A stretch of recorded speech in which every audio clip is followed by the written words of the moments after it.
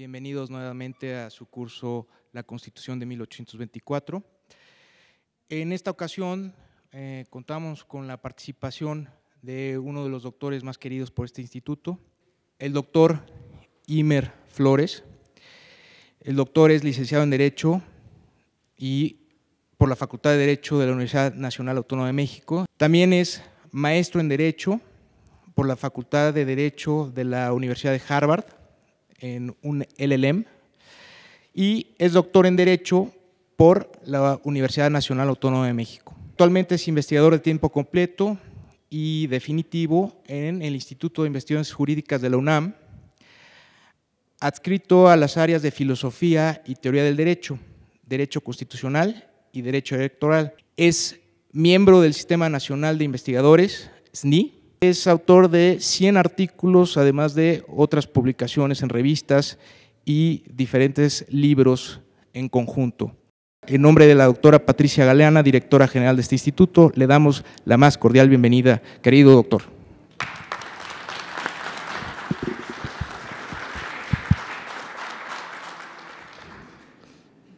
Bueno, de entrada, muchas gracias por la gentil presentación. A mí me da la atención cuántos buenos amigos tienen esa facilidad de mentir, ¿no? Y hacerles creer a los demás que la gente es importante, pero en el fondo solamente lo que hay es una buena amistad, un buen afecto. Y bueno, sí, ciertamente el Instituto Nacional de Estudios Históricos de las Revoluciones de México es un lugar que yo en lo personal quiero mucho. A la directora Patricia Galeana, y a mucha gente que está aquí, los conozco bien, entonces sí hay un afecto ahí, pero creo que eso no necesariamente es por la calidad del ponente, sino por la calidad de la gente que trabaja en este lugar, ¿no? Aquí, como lo tienen ustedes bien estructurado en esta dinámica, el tema o la área genérica son las constituciones de México. Y de alguna forma, ahorita estamos como en un bloque, en un curso más específico sobre la Constitución de 1824. Lo cual es muy claro, estamos celebrando el 190 aniversario de esta Constitución. Piénsenlo tantito, ya en 10 años van a ser 200 años de la primera Constitución en vigor como nación independiente, digamos. Y en ese sentido creo que, ahí siempre hay otros sucesos muy interesantes. Ahorita justamente veía lo del puerto de Veracruz, pero eso solamente abona que tenemos una historia muy rica, pero sobre todo quería yo como enfatizar esa fecha, ¿no?, de que estamos celebrando. Y la pertinencia me parece muy clara. Y la pertinencia además me parecía muy clara por algunas otras razones más coyunturales, que como ustedes saben, entre otras tantas, estaba el tema del INE, del tanto trabajo que llevó a construir instituciones como el Instituto Federal Electoral, en un momento dado en una reforma se propuso que de alguna forma desaparecer todos los consejos electorales estatales, inclusive los tribunales estatales electorales. A final de cuentas, un sector amplio, creo yo, de la academia nos opusimos, dijimos que eso no era sensato, que eso no era congruente con una república federal, que se llamaba federal, o que nos dijeran ya que no se debería llamar así, ¿no? Que ya habíamos cambiado y no nos habíamos dado cuenta y ya éramos un estado central o unitario, pero que en tanto que siguiéramos siendo una república federal, pues tendríamos que respetar eso, ¿no? A final de cuentas se llegó a una fórmula medio híbrida, no era la medida que se proponía originalmente, que era completamente, creo yo, contundentemente contra el federalismo, y lo que hicieron a final de cuentas es darle una atribución al INE, a las autoridades del INE, a los consejeros del INE, consistente en que ahora sean ellos los que nombren a los consejeros de los estados. Aparentemente, el argumento fuerte era que los consejeros de los estados estaban cooptados por los partidos políticos, las fuerzas políticas, los factores reales de poder y en el Congreso del Estado, pero sobre todo pensaban o giraban en torno a que estaban cooptados por el gobernador del estado, de la entidad en cuestión, jefe de gobierno en el caso del Estado federal. De alguna forma, esa visión de que estos estaban cooptados, pues decían, bueno, pues no los podemos mantener así, necesitamos nombrarlos de alguna otra forma, y la decisión fue que los nombraran ahora los del INE, los del Consejo del Instituto Nacional de Elecciones. Creo que sigue habiendo el problema, en el fondo, de que se está violentando la República Federal. A final de cuentas, ahorita lo leeré con más calma el artículo 40, pero el artículo 40 dice que somos una federación compuesta por estados libres y soberanos, sobre todo en lo que tiene que ver con su régimen interior. ¿Qué será más que de su régimen interior que nombrar a sus autoridades, elegir a sus autoridades. En este caso, nombrar a los que van a realizar las elecciones donde se van a elegir a esas autoridades. Entonces, me parece que de ahí era clarísimo que hay una violación al principio federalista, al principio de distribución de competencias que también tenemos consagrados hoy en día en la Constitución de 1917 en el artículo 124. Pero bueno, yo como que quería como de alguna forma regresarme a esta coyuntura histórica de hoy en día, como para regresar a ver este debate, esta instalación del Congreso, porque como saben es donde se votó la forma federada de gobierno, de organización política, y entonces como que tengamos ese referente de alguna forma. Nótese que ha habido otras medidas que también tienen este mismo sello, ¿no? Habrán oído hablar del Código de Procedimientos Penales Único o Código de Procedimientos Penales Nacional. Quizás no sea tan grave cuando uno uniforma procedimientos, eso quizás no sea tan invasivo, digamos, tan intrusivo. Por ahí hay otro que es el Registro Público de la Propiedad, también lo nacionalizaron. Ese, me preguntan, todavía me parece menos grave, porque al final de cuentas me parece que nos da una mayor certeza, una mayor seguridad jurídica, si sabemos que esta persona tiene propiedades en todos estos lugares y eventualmente eso nos pueda ayudar en haber concentrado ese tipo de registros, me parece que no es tan grave. Pero el tema del INE, como verán, estoy convencido de que era de alguna forma un despropósito, y hoy por hoy lo que quedó fue que los consejeros del INE sean los que nombren a los consejeros de los estados, con un par de candaditos que dice que tienen que ser nacidos en los estados, en las entidades federativas correspondientes, o bien que tengan 5 años de residencia en los lugares. Pero sigue estando la pregunta, ¿no? La gente del INE, desde el listo federal, serán los más indicados para escoger quiénes deben ser los consejeros de los diferentes electorales de los diferentes estados. Yo creo que no. Y espero rastrear un poco la historia de estos debates, de esta discusión, a algún textito que por ahí se acuerdan ustedes, concretamente el de Fray Servando Teresa de Mier. Pero antes de eso, déjenme quizás abrir con un referente más, diría yo, de contexto teórico, de qué es lo que quiere decir federación, o qué es lo que quiere decir un Estado federal, una forma federal, etcétera, etcétera. De entrada, una de las primeras distinciones o caracterizaciones que me parece que vale la pena es que, ¿cómo entendemos al federalismo? ¿Qué es el federalismo? ¿Qué es lo federal? Yo creo que muchos autores, y ahí creo que no me dejarán mentir si les incluyo a Ignacio Burgoa Orihuela, a Jorge Carpizo, Jorge Madrazo, José Gamastorruco, Leonel Alejandro Armenta, Miguel Carbonell, dicen todos ellos, lo federal es una forma de Estado. Yo en lo personal tengo un poco de reservas a que eso sea la mejor caracterización, pero dejémoslo ahorita como una forma federal de Estado. Pero también había otros que abogaban o decían que era una forma de gobierno. Ahí concretamente el primero que empieza como a esbozar esa idea es Felipe Tena Ramírez, a la cual se suman tanto Aurelio Campillo como Elisur Arteaga Nava. Esta me parece más adecuada, la idea de que es una forma de gobierno. Tiene también un problema que ahorita les digo cuál es, pero me parece que ese es el nivel a veces más claro. La forma de Estado me parece que es la republicana. Esa es la que me parece que es la que debemos entender como la forma de Estado. Y formas de gobierno creo que tendría que ser la democrática o popular, esa me parece que es el concepto clave. Y aquí lo que se hace, me parece que más bien es un tema, diría yo, siguiendo a Hans Kelsen, José les decía que mi formación es propiamente de abogado más que de historiador, entonces mis referentes tienden a ser más del lado de la teoría del derecho. Hans Kelsen decía que había formas de organización, una forma de organización que era hacia la centralización o hacia la descentralización. Y en ese sentido, obviamente la que tiende hacia la descentralización son las formas federales. Entonces, esa es la forma que me parece que es la correcta de entenderlo, no como una forma de Estado, al federalismo, no como una forma de Estado, no como una forma de gobierno, sino como una forma de organización, como una forma de distribución de competencias. ¿Se acordarán de la idea que tenemos del 124 de la Constitución vigente, que dice que lo que no está reservado para la federación, se entiende, lo que no está explícitamente concedido para la federación, se entiende que está reservado para los estados? Y esa forma de entenderlo creo que es me parece que es la que nos debería ayudar y nos debería guiar en esta exposición. Digo, ciertamente a la hora que está este debate no estaba claro qué era lo que querían decir y creo que caben las tres posibilidades, entenderlo como forma de Estado, forma de gobierno, y yo me inclino a pensar que la correcta sería como forma de organización, de distribución de competencias. Pero sobre todo decía yo que a mí me parece que esta sensación de que México se constituyó como una república federal, compuesta por estados libres y soberanos en todo lo concerniente a su régimen interior, pero unidos en una federación establecida según los principios de esta Constitución General, pues es lo que hemos hecho nosotros desde 1824. Sí, hay unos paréntesis muy claros de lo que llamamos el paréntesis centralista, 1836 a 1847. E inclusive, piensen un ratito en los regímenes conservadores paralelos, incluida la Junta de Regencia y el Segundo Imperio, también optamos por la forma federal. Entonces, como verán, a mí me preocupa, bueno, y quizás aquí, y regresaremos a lo que les quiero leer un poquito del texto de Fray Servando, a esta cuestión de que parece que optamos por ser federales, aunque siempre hemos tenido una fuerte tendencia centralista.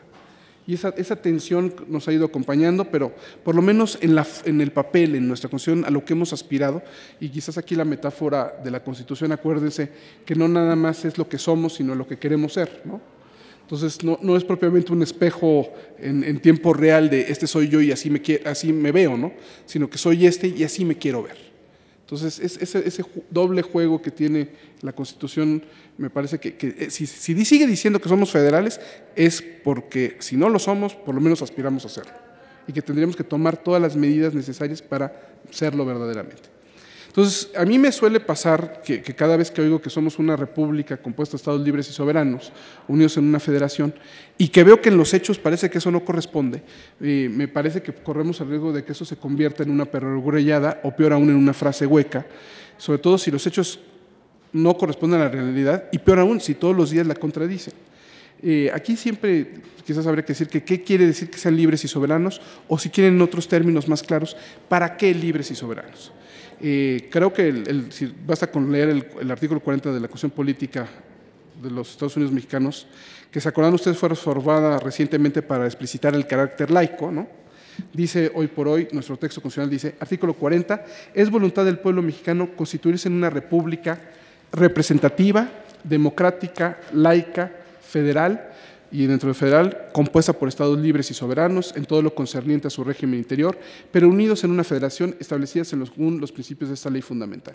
Digo, república, insisto, me parece que ese es el concepto más amplio de Estado, donde todos tenemos un interés en la cosa pública, todos somos, no es una monarquía, somos una república, no es una autocracia, ¿no?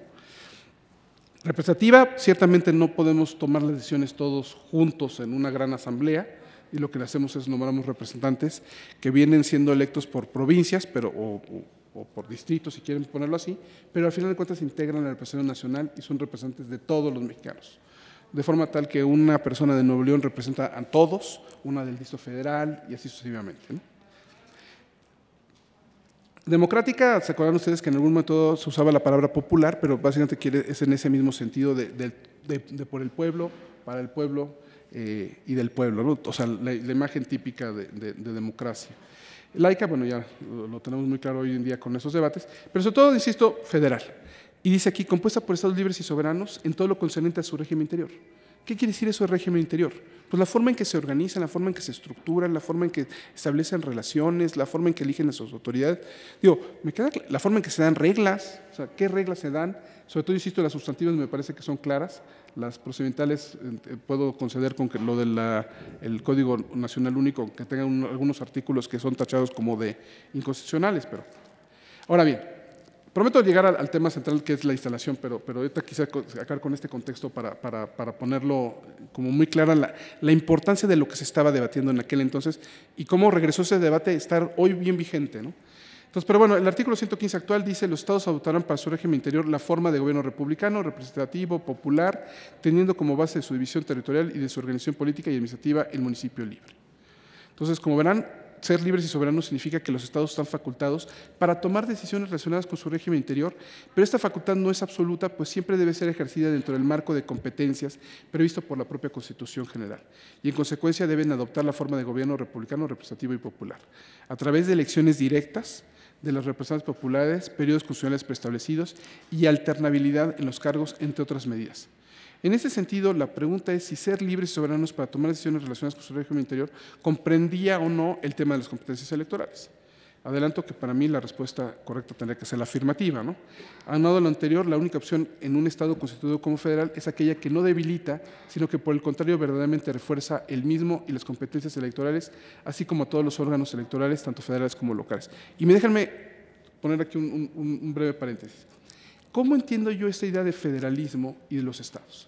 Parecería que hay quienes piensan que a la hora que hacemos un Estado federal, tendríamos que debilitar a las entidades y fortalecer el centro, que es lo que se hace con la reforma del INE. Cuando al revés, tenemos que fortalecer a las entidades, y nótese, si fortalecemos a las entidades federativas, no necesariamente se debilita el centro, al contrario, la federación se fortalece. Las partes hacen que se fortalezca la federación. Y eso es lo que creo que es parte de lo que inspiraba a los constituyentes de este primer Congreso, fortalecer a las partes para que pudieran fortalecer al Estado, entonces a la federación. Entonces, y les doy 3 razones que me parecen que refuerzan mi sensación de por qué es necesario que se entienda así las cosas, ¿no? Y por qué de mi preocupación en este tema, ¿no? Una coherencia entre el decir y el hacer. No podemos decir que somos un Estado federal y hacer todo lo contrario. En dado caso, había que renunciar de manera abierta al modelo federal y optar de modo ya no velado por uno central. Segundo, congruencia entre el modelo federal y los principios, así como las reglas que lo fundamentan. Y tercero, consistencia entre la democracia y el federalismo como formas tanto de gobierno como de organización que están estrechamente relacionadas y que favorecen la descentralización del poder en contraposición a la autocracia y el centralismo que tienden a la centralización del poder.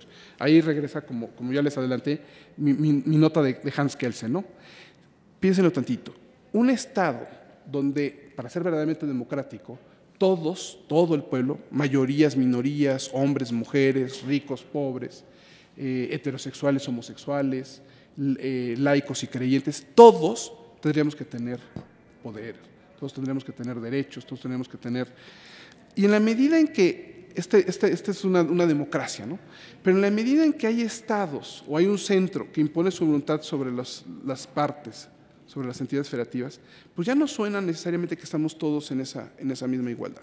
Y en ese sentido, por eso me parece que tanto democracia como federalismo, a la hora que los entendemos de forma correcta, las dos tienden hacia la descentralización del poder. Si yo pienso nada más en la monarquía o en un gobierno autocrático con una sola persona, pues esa persona tiende a concentrar el poder. Si yo pienso en un Estado central, en un Estado unitario, pues tiende a concentrar el poder en ese centro, en ese núcleo. Pero si al revés pensamos en un sistema democrático donde a todos nos corresponde una parte de ese poder, y además si lo pensamos como federal, donde no nada más es este poder de la federación centralizado en un distrito federal, por decir algo, sino que además se distribuye en todas estas entidades federativas, pues bueno, me parece que eso es mucho más congruente con una forma verdaderamente democrática de gobierno, donde el poder sea de todos, ¿no? Entonces, yo por eso tiendo a pensar que esta idea si no hemos llegado a ser verdaderamente federales, por lo menos como la aspiración tiene que seguir siendo vigente, porque es la única que nos hace ser verdaderamente democráticos. Y si quieren le agrego ahí, verdaderamente libres. Les agrego una cita de Prisciliano Sánchez, que es uno de los que en su momento fueron de los que dieron sus votos célebres para enfatizar el aspecto del federalismo. Dice: la nación se ha pronunciado suficientemente por el sistema de república federada. No podían ser otros sus votos, puesto que quiere ser libre en toda la extensión de la palabra. Insisto, toda la extensión de la palabra no nada más es uno por uno de cada uno de nosotros, sino libres del centro también. ¿De qué iba a servir? Y esto lo decía Alfonso Caso, creo que fue el que lo decía. ¿De qué nos iba a servir ser libres, huir del yugo español, para caer en el yugo de unos cuantos? En el caso de México, ¿se acuerdan ustedes de Agustín de Iturbide, que por aquí en esta historia tiene algo que ver? Entonces, ese tema, ¿no? O el tema del yugo francés con la intervención francesa, eventualmente también con la guerra norteamericana, las invasiones, o sea, los ingleses, o sea, sí, ¿de qué serviría ser libres si íbamos a acabar cayendo en otro yugo? No, queríamos ser libres. Y en ese esquema otra vez parecía que, por un lado, alguien diría que a la hora que se descentraliza, se debilita este Estado y pierde su fuerza.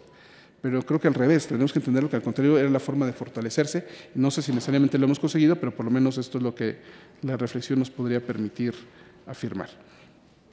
Pero bueno, entro un poco en la materia central de la discusión del día de hoy, lo que seguramente les debe estar preocupando más. Como es sabido, el primer Congreso Constituyente mexicano, y así le dieron ese nombre, fue convocado en 1822 e inició sus sesiones el 22 de febrero. Cuando Agustín de Iturbide quiere que lo respalden y que lo proclamen él como emperador, pues y el Congreso se opone y no le da la Constitución que él quisiera. Está el Estatuto Provisional, pero no está la Constitución todavía en vigor. A final de cuentas, Agustín de Iturbide acaba por disolver al Congreso ese mismo año. El Congreso, bueno, como podrán, también se acordarán, por ahí viene el plan de Casamata, ¿no?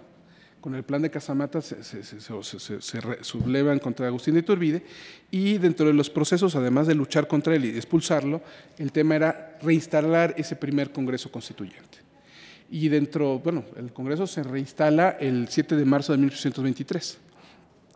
Aunque no se puede declarar formalmente instalado o legítimamente instalado, sino hasta finales del mes de ese marzo, cuando reunió el quórum necesario. Porque como se acordarán, había diputaciones provinciales, tenían que traer a esos diputados provinciales, y pues apenas se instaló el Congreso, y en lo que corría la voz de que ya se había instalado el Congreso, se tardaron ahí un par de semanas en que la gente llegara para poder constituir el quórum necesario. Asimismo, como ya nos recordó en su momento Jorge Carpizo, ante la caída del primer imperio mexicano, que ya les adelantaba yo que eso parte tenía que ver el plan de Casamata, y la posición de las provincias, y aquí hay un poco de debate entre los historiadores, ¿no?, que exigían respeto a su autonomía y su transformación en estados libres, independientes y soberanos, y hay quienes dicen que, bueno, no es tanto que lo exigían, sino que ya en realidad lo eran, ¿no? Entonces hay un poco de tensión, como saben, en los historiadores. El 12 de junio de 1823, el primer Congreso Constituyente mexicano emitió el celebérrimo voto del Congreso por la forma de República Federada, en el cual comunicaba a las provincias que se pronunciaba por el sistema de República Federada y que había decretado la convocatoria al segundo Congreso Constituyente. De alguna forma, por considerar que no bastaba con las diputaciones provinciales que estaban establecidas a partir de la Constitución de Cádiz, sino que era necesario que todos los que se sientan como parte de la federación, pues tendrían que, nosotros que habíamos sido electos en ese esquema de diputaciones provinciales, pues no tenemos la atribución para hacer esto una federación.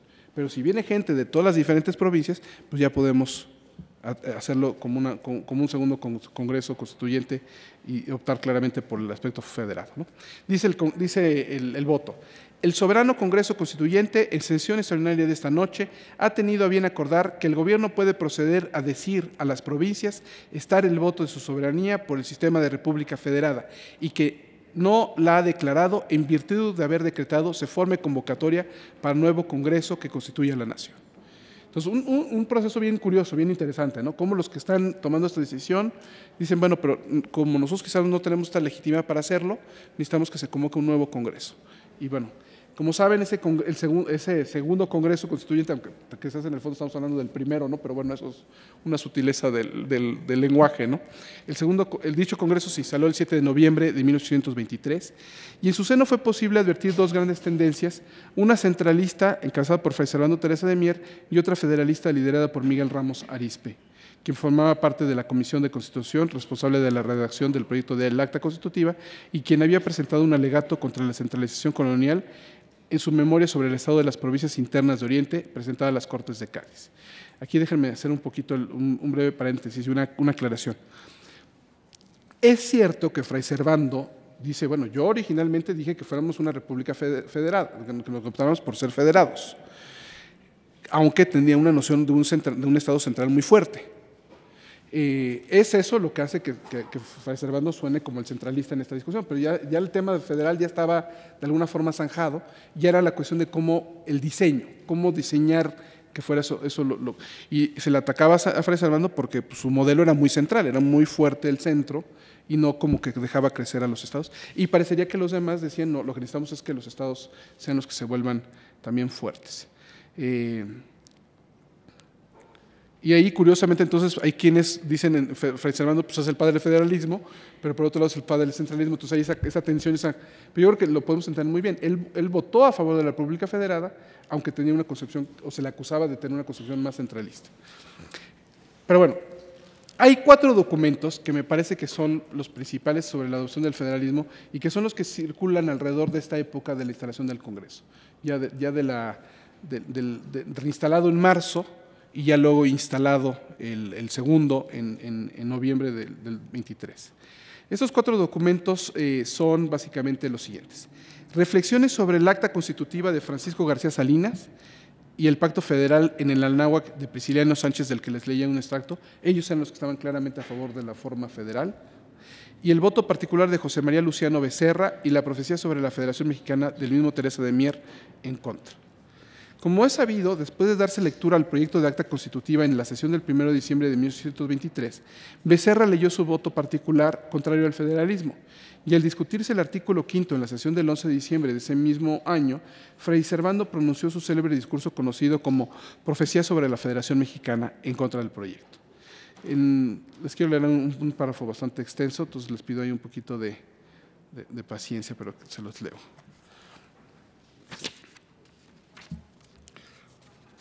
Aquí lo tomo del Federalismo Mexicano, Visión Histórica y Constitucional, de José Barragán, el cual contiene al final un apéndice con las sesiones del Congreso Constituyente del 23-24. Entonces, sesión del 11 de diciembre de 1823, discurso de Fray Servando Teresa de Mier sobre la Federación Mexicana. Bueno, les adelanto una primera partecita del contexto, ¿no?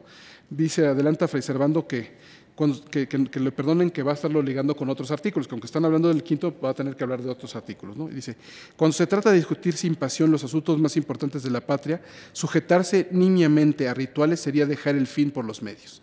Nadie, creo, podrá dudar de mi patriotismo. Son conocidos mis escritos a favor de la independencia y libertad de la América. Son públicos mis largos padecimientos y llevo las cicatrices en mi cuerpo. Otros podrán alegar servicios a la patria iguales a los míos, pero mayores ninguno, a los menos en su género. Y con todo nada he pedido, nada más me han dado.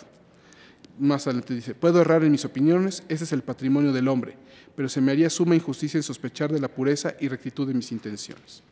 Y el párrafo que me interesa leer y que me parece que sigue siendo, y de hecho serían dos los que leería, y me parece que sigue siendo o sea, lo leemos hoy, creo que nos puede explicar mucho de dónde están las tensiones de México todavía el día de hoy. Dice Fray Servando, ellos, los Estados Unidos de América, las 13 colonias, eran ya estados separados e independientes unos de otros, y se federaron para unirse contra la opresión de la Inglaterra. Federarnos nosotros, estando unidos, es dividirnos y atraernos los males que ellos procuraron remediar con esta federación. Digamos, la frase célebre, ¿se acuerdan ustedes de Benjamin Franklin, no? En inglés la leo y ahorita la traducimos. En inglés tiene un especial sentido porque juega con el juego de palabras es muy contundente, ¿no? We must indeed all hang together, or most assuredly we should all hang separately. La palabra hang es tanto para ahorcar como para sugerir que tenemos que estar juntos, ¿no? Entonces, lo podemos traducir claramente. Nosotros debemos ciertamente estar unidos, o más seguramente vamos a estar colgados separados. Entonces, básicamente, la frase en español no suena tan bonita como sonaría en inglés, ¿no? Pero, entonces, el caso es que este núcleo de la idea de cómo ellos estaban separados y lo que tenían que hacer era unirse para poderse defender como bloque frente a Inglaterra es muy clara, creo yo. Ellos decían, pues nosotros ya estamos unidos, las provincias ya están unidas, ya somos un gran centro. Entonces, Fray Servando adelantaba, bueno, si nos separamos, al contrario nos vamos a debilitar y más fácilmente nos van a, pensemos en términos de Fray Servando, sonaría algo así como que nos podrán reconquistar, ¿no? Tengo la impresión, ahí cómo se llama, que lo que tenía muy claro Fray Servando era que se estaba copiando instituciones de los Estados Unidos que quizás tenían una lógica un poco diferente, y yo creo que nadie culparía a los que estaban copiando esas instituciones cuando la nación próspera de la época en Estados Unidos. Francia ya había pasado por su reino del terror, por su crisis, entonces ahí de alguna forma Estados Unidos es una nación mucho más estable. Entonces ahí topamos varios artículos muy parecidos y además tomamos el sistema presidencial, además de la fórmula del sistema federado, el sistema bicameral. Entonces yo eso entiendo que además Pepe ya les habló de eso la semana pasada, entonces ya tampoco me meto mucho más a hacer esas comparaciones, pero entiendo que algo de lo que se estaba preocupando Fray Servando a mí me parece que era como una sensación más original, ¿no? Como de pensar más por nosotros. Y en alguna otra parte del voto, no es la parte que quiero leerles, dice él, pues ¿por qué? Que hay una sola forma de federación, que hay un solo modelo de federación. Pues se federó Alemania, se federó Suiza y eventualmente los Estados Unidos. Y nosotros también nos podemos. ¿Y por qué todos tenemos que seguir el mismo modelo federal? Pues no, podemos encontrar diferentes modelos federales. Entonces eso creo que es parte de hacerle un poco de honor a Fray Servando, de no cargarle demasiado la tinta de que fuera tan centralista, sino que quizás una variable ahí, ¿no? Decía Fray Servando, ellos han vivido bajo una constitución que solo que con solo suprimir el nombre del rey es la de una república. Nosotros, encorvados 300 años bajo el yugo de un monarca absoluto, apenas acertamos a dar un paso sin tropiezo en el estudio desconocido de la libertad. Somos como niños a quienes poco a poco se han quitado las fajas, o como esclavos que acabamos de largar cadenas inveteradas. Aquel era un pueblo nuevo, homogéneo, industrioso, laborioso, ilustrado y lleno de virtudes sociales. Como educado por una nación libre, nosotros somos un pueblo viejo, heterogéneo, sin industria, enemigos del trabajo y queriendo vivir de empleos como los españoles, tan ignorante en la masa general como nuestros padres y carcomido de los vicios anexos a la esclavitud de 3 centurias. Aquel es un pueblo pesado, sesudo, tenaz. Nosotros una nación de veletas, si se me permite esa expresión, tan vivos como el azogue y tan móviles como él. Aquellos estados forman a la orilla del mar una faja litoral y cada uno tiene los puertos necesarios a su comercio. Entre nosotros solo, en algunas provincias, hay algunos puertos o fondaderos y la naturaleza misma, por decirlo así, nos ha centralizado. Y me detengo un poquito ahí antes de leerles el otro párrafo, como para insistir en esta parte de decir, es que para las 13 colonias, y originalmente las 13 colonias todas salían al Atlántico. Entonces era muy sensato decir, bueno, tenían salida al mar. Pero en el caso de México, pues el distrito estaba completamente, digo, sí tenemos los 2 océanos, ¿no? Digo, vía el Golfo de México, pero realmente el centro, la Ciudad de México, pues está en el medio del continente, ¿no? Entonces, algo ahí de esa sensación de geopolítica de Fray Servando yo creo que es bien sugerente. Pero insisto, aquí el tema no nada más es entender el contexto de cómo estaba esa instalación, ese congreso, cuál era el debate que estaba en el fondo y cómo podemos encontrar ideas encontradas entre los diferentes actores de la época, pero al final de cuentas se optó por una forma federal y lo que tenemos que encontrar son los mecanismos que sean más congruentes con ese Estado federal. Y ahí entiendo muy bien la observación que está haciendo Fray Servando y por eso quería compartirla con ustedes. Digo, tampoco es que él estuviera neciando en una idea que le parecía completamente absurda. No, lo que él traía argumentos y ese contexto histórico, esa geopolítica, me parece que además reforzaba en buena medida su preocupación, ¿no? Entonces, bueno, en el caso de Fray Servando hay otro parrafito que quería también leer, pero, digamos, además de esta parte de la geopolítica, y aquí va a reforzar este tema de lo falto de educación, de lo poco preparado que estaba el pueblo mexicano y por lo cual parecería que para él la fórmula tenía que ser primero fortalecer el centro para eventualmente fortalecer las provincias, las partes, digamos. Y eso creo yo, de alguna forma, me parece que es el mismo argumento que escuchamos con lo del INE. Los consejeros electorales de los estados, los magistrados de los tribunales estatales, son fácilmente cooptables por los gobernadores, no son muy preparados, o sea, un poco ese discurso, insisto, si estamos pensando que todo se tenga que fortalecer desde el centro, pues nunca vamos a fortalecer las entidades federativas. Entonces yo creo que ahí es donde la decisión histórica de que tenemos que fortalecer las entidades federativas sigue teniendo esa vigencia. Leo el otro parrafito. Empieza además Fray Servando con esta habilidad que tiene poética de decir cosas, ¿no? Yo no sé adular ni temo ofender, porque la culpa no es nuestra sino de los españoles. Pero es cierto que en las más de las provincias apenas hay unos hombres aptos para enviar al Congreso General y quieran tenerlos para congresos provinciales, poderes ejecutivos y judiciales, ayuntamientos, etcétera, etcétera. No alcanzan las provincias a pagar sus diputados al Congreso Central y quieren echarse a cuestas todo el tren y el peso enorme de los empleados de una soberanía. Entonces, pero ojo con este argumento que siempre me ha parecido muy tramposo, ¿no? No estamos listos, pues con esa lógica nunca vamos a estar listos. Y esa es la decisión que se tomó en el 24. Vamos a tener que estar listos, tenemos que fortalecer las entidades, tenemos que fortalecer las partes. No sé, y estoy consciente que quizás no lo hemos logrado todavía, ¿no? Tan no lo hemos logrado que el debate del INE reciente refuerza que no se ha logrado. Entonces, eso me parece que es muy cierto, pero no deja de ser, como decía yo, esta parte de la Constitución, tanto como diciéndonos dónde está la realidad, sino también dónde está nuestra aspiración de qué es lo que queríamos llegar a ser. Habría que decir que antelación a estos dos discursos, porque estos ya son los que van contestando, el de Becerra y el de Fray Servando, pues ya vienen reaccionando a a lo que ya estaba como muy amarrado, ya era lo que venía. Yo no era, digo, el texto la cita que hacía yo de Prisciliano Sánchez, y ahorita les leo otro parrafito más amplio, ¿no? El discurso de Prisciliano Sánchez lo pronunció el 28 de julio de 1823 y había aparecido el Pacto Federal en el Anáhuac de Sánchez, ¿no?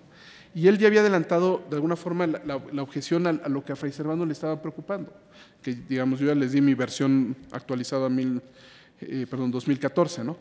Es verdad que en el sistema federado se divide la nación en estados pequeños e independientes entre sí para todo aquello que les conviene, a fin de ocurrir a sus necesidades políticas y domésticas, más inmediatamente, a menor costa, con mejor conocimiento y con mayor interés que el que pueda tomar por ellos una provincia lejana y extraña, cuya autoridad las más veces obra ignorante o mal informada y por consiguiente sin tino ni justicia.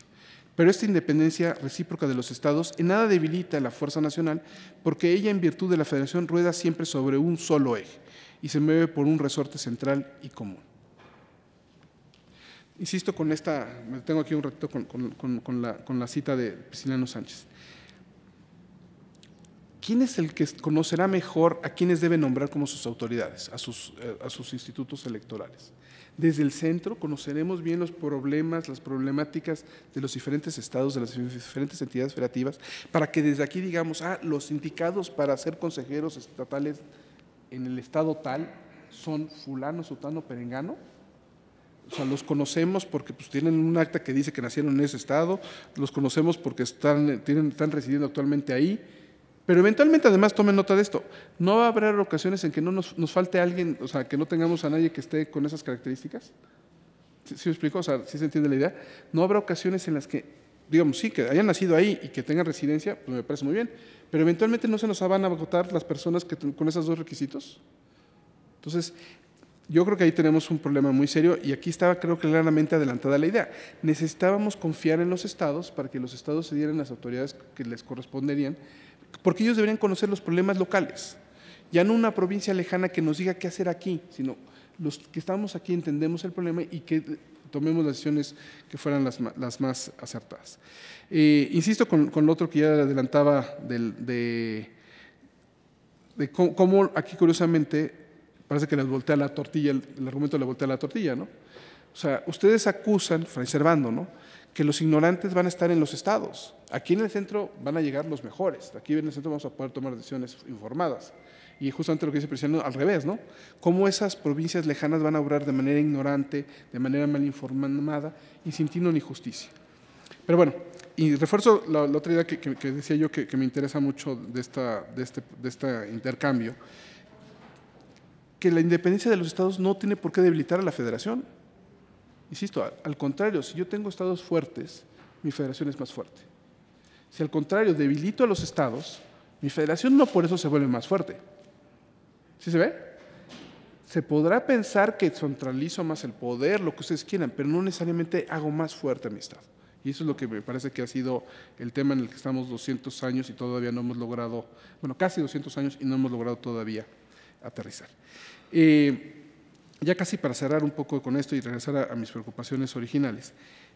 La disputa, creo yo, fue cerrada en un primer momento al decretarse el acta constitutiva de la Federación el 31 de enero de 1824, cuyo artículo 5 dispuso: la nación adopta para su gobierno la forma de República Representativa Popular Federal. Y fue refrendada en tal calidad en el título mismo de la Constitución Federal de los Estados Unidos Mexicanos. Esta es la del 57.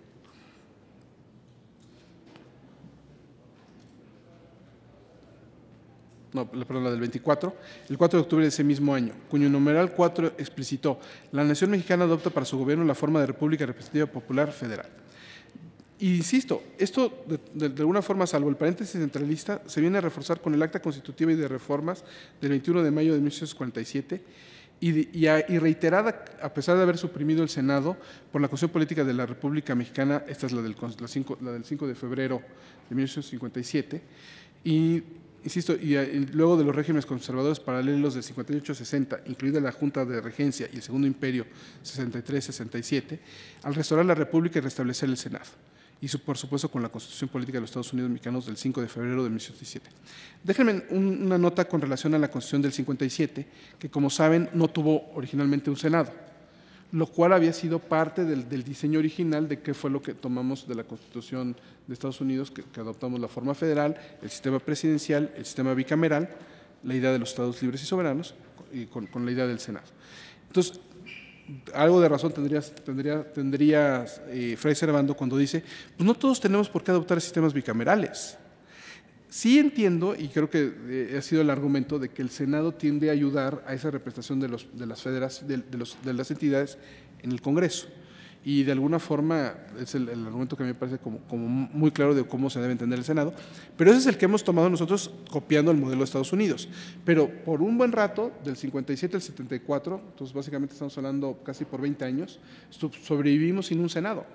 Y la explicación y la razón de por qué fue así, al que creo que mejor la da, fue Benito Juárez, cuando había convocado al Congreso para reformar el tema, restaurar el Senado, cosa que no logra Benito Juárez, y el que lo logra sería ya la presidencia de Lerdo de Tejada, ¿no? Pero básicamente decía Benito Juárez que cuando se está en un momento de que se necesitan hacer reformas, de hacer cambios legislativos, con una Cámara es suficiente. Pero en momentos en que ya se ha alcanzado una cierta estabilidad, ya necesitamos darle una cierta seguridad, una cierta certeza, ya no necesitamos hacer más cambios, tener dos cámaras, una a la otra van a ayudar a controlar el poder y evitar que haya tantos cambios. Nótese que, paréntesis, hoy en día en la Constitución mexicana con más de 216 decretos de reforma a la Constitución, pues no parece que claramente hemos pasado por encima de esa idea de que dos cámaras ayudan a la reflexión más meticulosa, más sesuda de las cosas, ¿no? Pero bueno,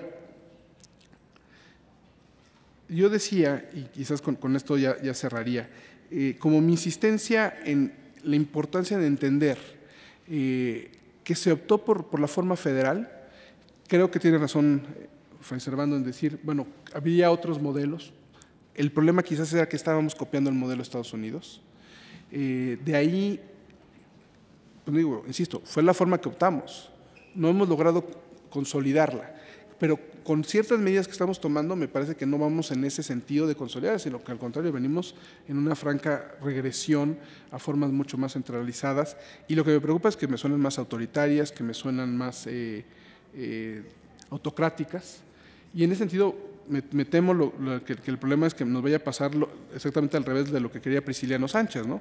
Mientras más nos centralizamos, pues cada vez vamos a ser menos libres. Insisto, mientras más nos federemos, mientras más democráticos, mientras más abiertos, me parece que seremos más libres. Entonces yo con eso cerraría y nada más les recuerdo las palabras de Prisciliano Sánchez. La nación se ha pronunciado suficientemente por el sistema de república federada, no podían ser otros sus votos, puesto que quiere ser libre en toda la extensión de la palabra. Muchas gracias.